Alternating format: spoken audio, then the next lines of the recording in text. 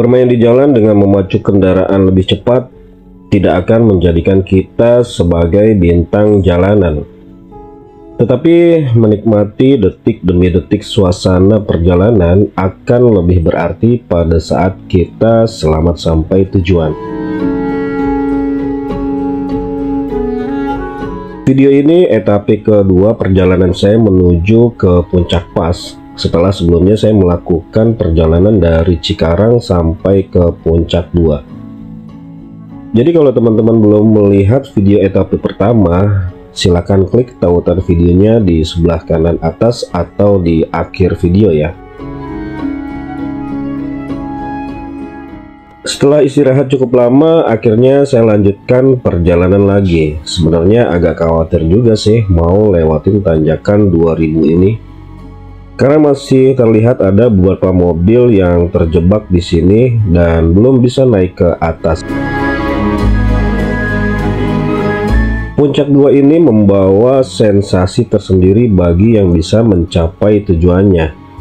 Seolah-olah dia memberikan hadiah bagi para pejuang yang sudah bisa menaklukkan jalurnya, apalagi pas di tanjakan 2000. Yang trouble dari tadi ya di tanjakan 2000 ini. Karena pada saat sampai di tanjakan 2000 itu, adrenalin sopir langsung tertantang. Kenapa ya? Apakah bisa melintas atau bakalan terjebak di pelukan hangat tanjakan 2000? Jalurnya sih nggak terlalu ekstrim ya padahal, tapi nggak tahu kenapa ya kok banyak kendaraan itu yang nggak kuat nanjak ya, khususnya di jalur tanjakan 2000 itu ya. Padahal mobil-mobil yang ngelintas ke sini tuh tahunnya tahun-tahun muda ya, tapi tetap aja masih banyak yang trouble. Nah ini seperti ini nih, satu lagi nih. Ini padahal udah di atas ya, bukan di tanjakan 2000. Untuk poin perjalanan pertama kita sudah selesai dan saya lanjutkan lagi ke arah Cipanas sampai ke Puncak Pas. Ya, akhirnya kita sampai di kawasan Puncak 2. Ketinggiannya 1000 mdpl.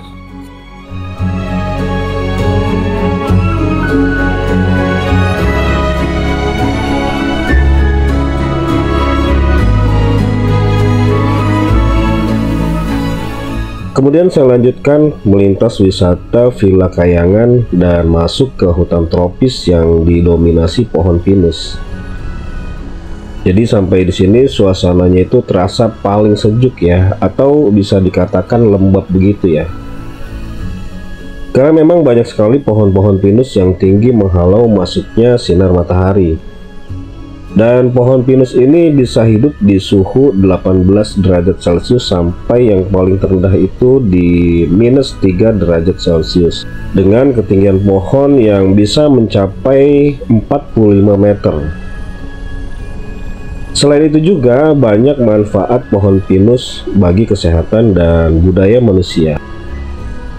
Contohnya untuk mengharum ruangan dengan aroma terapi pinus, dan kayunya bisa digunakan untuk membuat rangka rumah.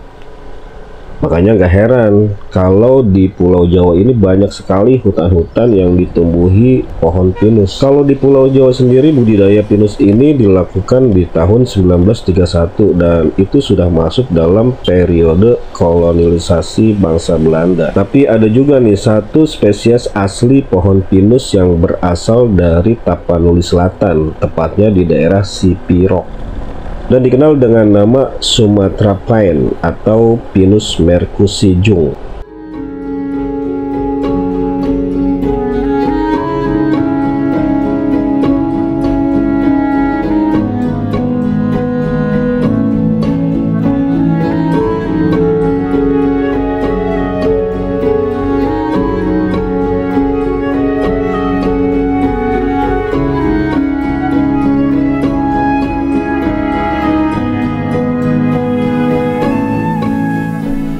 Setelah melewati hutan tropis, kita masuk ke perkampungan yang agak sedikit ramai. Banyak orang yang telah selesai menjalankan ibadah sholat Jumat.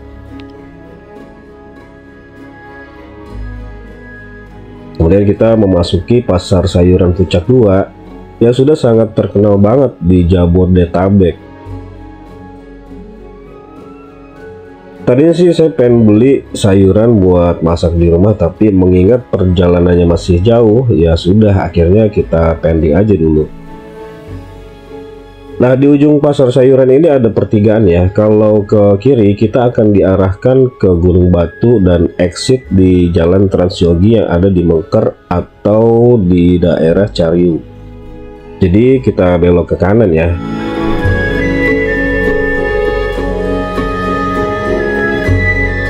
Ketinggian di Desa Sukawangi ini sekitar 1100-an mdpl, jadinya cocok banget buat areal camping ground yang dilatar belakangi hutan pinus.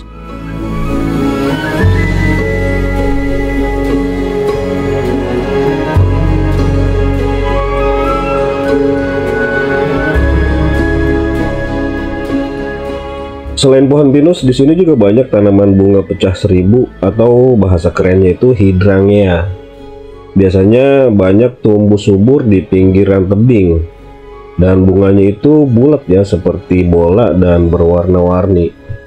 Jadi sangat unik dan keren ya. Tapi sayangnya dia nggak bisa hidup di udara yang panas atau di dataran yang rendah ya. Tapi kalau kalian mau coba bawa sih ya silakan aja. Paling juga nanti pohonnya itu pindah alam.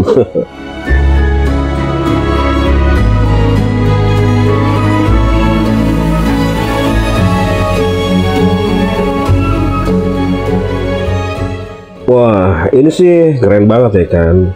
Udaranya sudah dingin ya, kayak kena freezer kulkas gitu, meskipun sekarang jam 1 siang. Suasana jalanan pun masih lenggang karena di sini nggak ada permukiman warga. Ya bisa jadi sih, karena wilayah ini merupakan lahan konservasi perhutani. Jadi nggak sembarangan orang bisa membuat bangunan di sini. Pernah saya sengaja melintas di jalan ini waktu puasa pertama di bulan Maret 2024. Wah, ternyata jarang banget ada orang lewat. Atau bisa dikatakan nggak ada orang yang lewat. Sampai-sampai penghuni hutan ini keluar semua loh. Dan momen itu saya sempat rekam di video di atas ini ya. Perbatasan yang ada di atas Kampung Arca ya. Sampai di batas perkampungan ini saya berhenti sebentar dan jadi teringat zaman tahun 90-an di kampung halaman, dimana jalanan masih banyak yang hancur dan kalau dilihat sepintas banyak rumah-rumah yang masih menggunakan rumah panggung. Meskipun itu tidak terlalu tinggi ya, dan juga dinding-dindingnya juga masih banyak yang terbuat dari papan. Jadi sangat berbeda sekali dengan perkampungan yang ada di daerah Sukamakmur. Padahal di desa ini merupakan penghasil komoditi sayuran yang sangat besar loh. Pernah sekali saya ngobrol sama warga di sini, ternyata untuk suplai sayurannya mereka sampai ke Jabodetabek. Wah, nggak main-main ya kan? Bandar semuanya, Wak.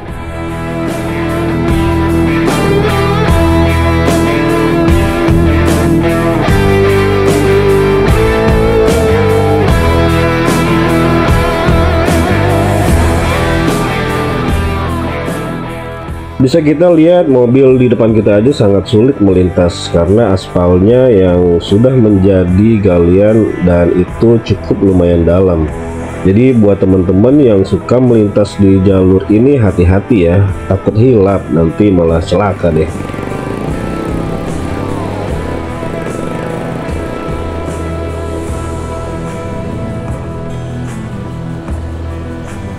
Di ujung kampung ini kita masuk ke hutan pinus lagi sampai ke batas wilayah antara Bogor dan Cianjur. Dan terlihat beberapa warga juga mengatur kendaraan yang melintas secara bergantian. Dan informasinya di titik ini tuh akan dibangun jembatan ya, dan dibuka jalur baru yang arahnya ke atas puncak.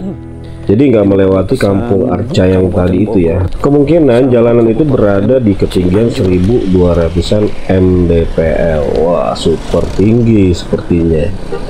Nah, rencananya sih jalurnya yang mau dibuka yang ini nih. Kalau nggak salah ini wilayah Cipanas ya. Jadi kontur wilayah Cipanas ini udah sangat-sangat berbeda sama di wilayah Bogor, karena di daerah ini cenderung lahannya itu udah dibuat seperti lahan pertanian kayak begitu.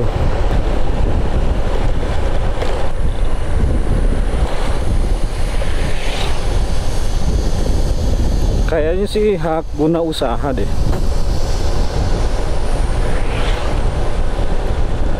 Nah, di balik bukit yang di depan kita itu wilayah Puncak 1 ya. Nanti kita bakalan melintasi ke balik bukit itu. Jadi jalurnya nanti ke sebelah kiri, sebelah sini. Wah, kita berhenti dulu sebentar.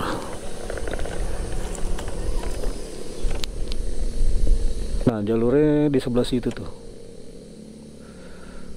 Ke sana terus. Oh, balik lagi ke sana dia.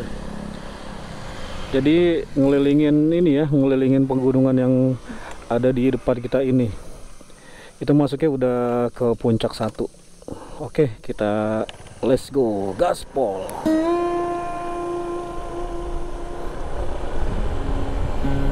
Wah, ini sih gokil banget pemandangannya. Bisa kalian lihat. Sepanjang mata memandang, kita diberikan Phoebus yang membuat fresh otak dan pikiran.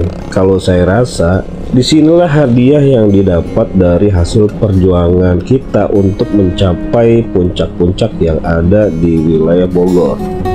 Oke, kita nikmati dulu sebentar ya.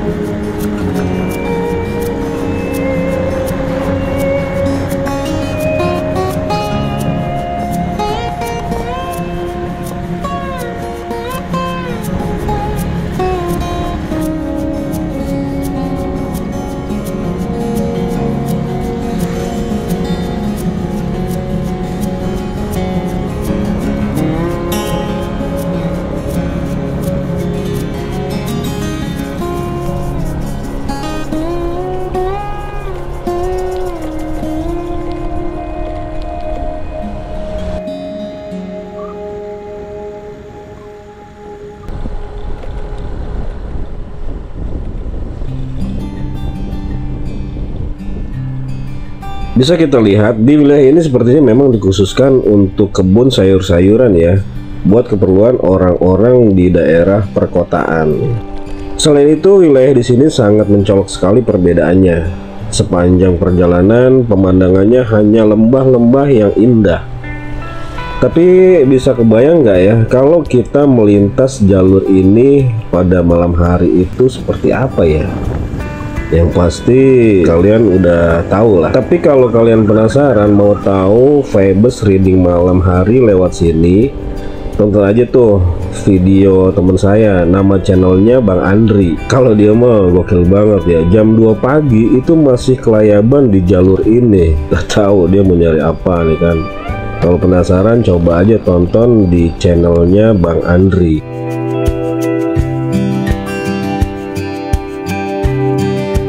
Sampai di ujung sini saya berhenti sebentar, cuman pengen tahu pemandangan Kota Bunga Cipanas. Wah, ternyata edan banget kan pemandangannya. Perumahan di tengah lembah pegunungan. Ini sih keren kan?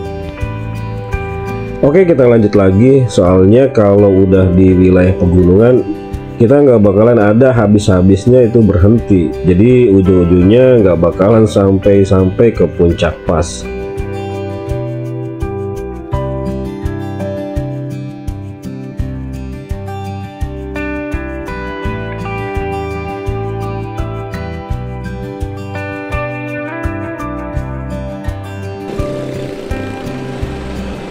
Nah, pas di pertigaan depan ini kalian jangan kagok arah ya, soalnya ini cuma satu jalur loh. Jadi tinggal lurus aja ke depan, dan kalau belok ke kiri ini ke arah jalur Cipanas terus ke Cianjur. Pokoknya nanti di depan itu patokannya ada markas TNI sama hotel bintang 5, tapi saya lupa tuh nama hotelnya ya. Dan hotel itu juga terlihat pada saat kita masih di atas jalur puncak 2. Jadi kalau ada teman-teman yang baru kesini itu nggak usah khawatir nyasar ya.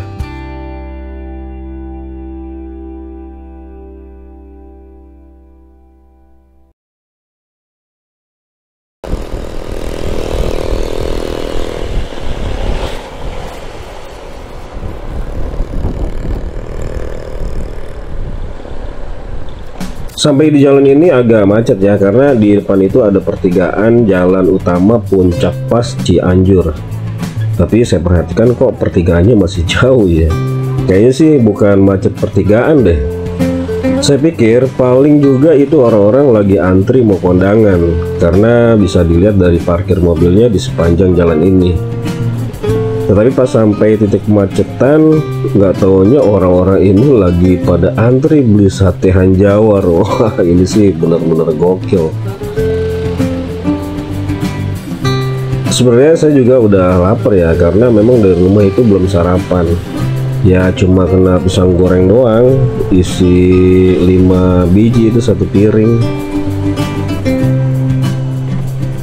Oke, kita ketemu pertigaan, langsung belok ke kanan ya. Kalau ke kiri itu arah Cipanas lanjut ke Cianjur kota. Dan di sini saya berhenti sebentar karena lihat warung sate di seberang jalan itu.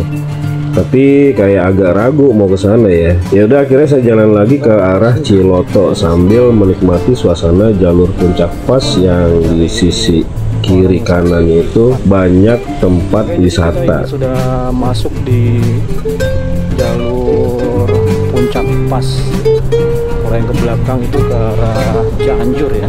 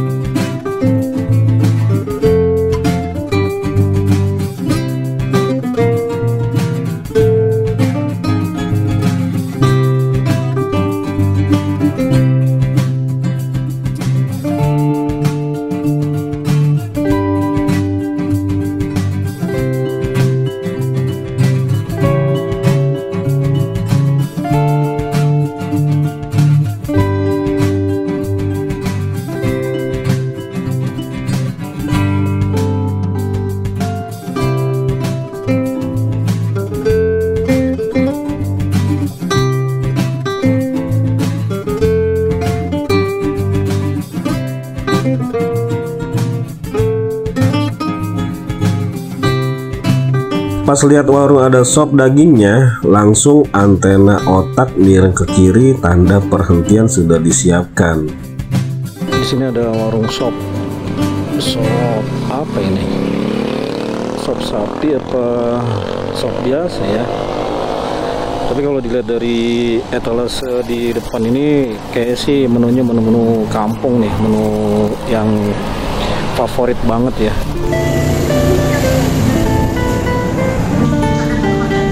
Nggak lama juga sih saya nunggu pesanan, satu porsi sop daging ditambah sambal Sunda. Bonusnya view Bukit Mandalawangi. Kalau nggak salah sih masih di kaki Bukit Gunung Pangrango.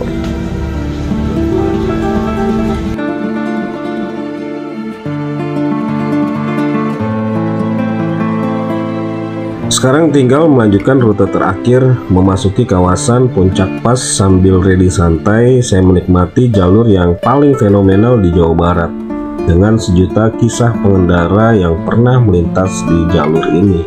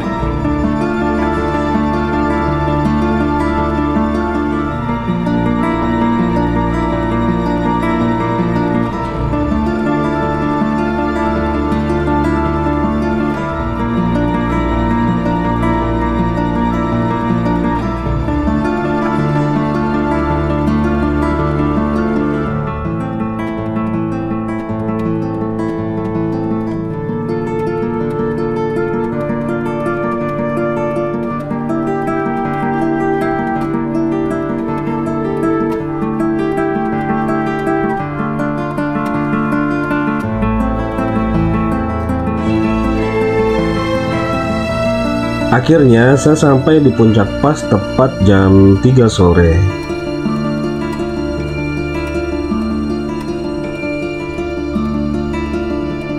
Nah, jadi seperti inilah penampakan puncak pas Cisarua, Kabupaten Bogor, Jawa Barat, Indonesia. Oh iya. Ini ya puncak pasnya nih. Oh iya. Nanti kita ke atas nih.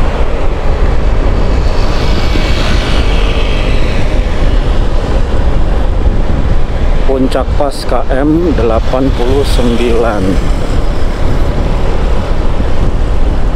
Akhirnya kita sampai di puncak pas. Oh, kita kesini aja nih. Boleh kah? Boleh. Ya, kita cari tempat parkiran. Sini aja ya.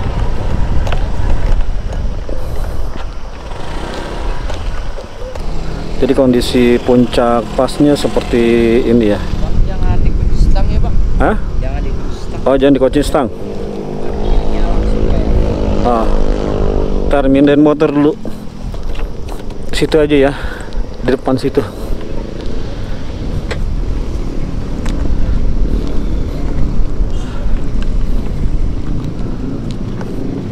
Saya jangan dipoto-foto.